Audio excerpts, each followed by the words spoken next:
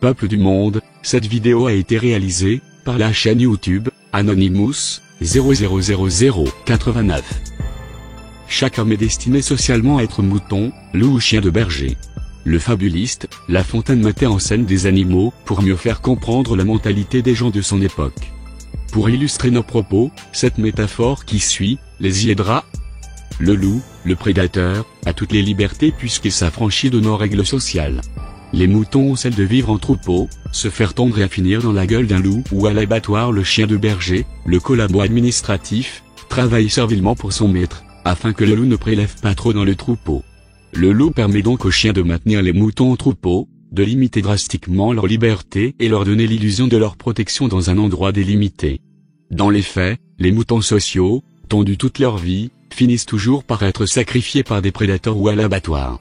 Le loup, entendez par là, les voyous, les criminels, etc., justifie le rôle du chien collabo, donc du gouvernement, à appliquer de plus en plus de mesures coercitives censées protéger les moutons que nous sommes, afin qu'ils puissent nous tondre fiscalement et finalement, nous sacrifier dans des guerrillas sociales ou des guerres.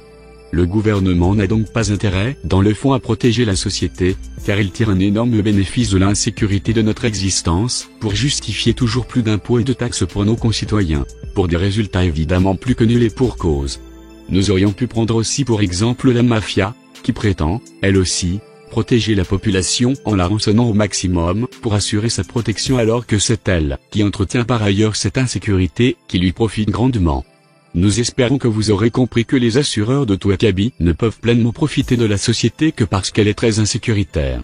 Ils n'ont donc pas intérêt à ce qu'elle soit en paix, ce qui aurait pour effet de mettre au chômage des millions de personnes, armée, police, justice et tous les fonctionnaires qui y sont rattachés.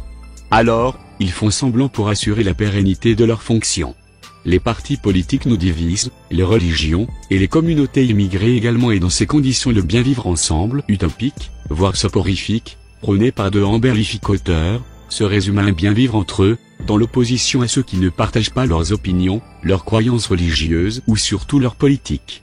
Le gouvernement ose prétendre lutter contre les ségrégations alors que c'est lui, par les partis politiques, qui les génère en permanence. Le pouvoir pour notre malheur, règne dans la division et nous en sommes tous complices, par ignorance ou par lâcheté.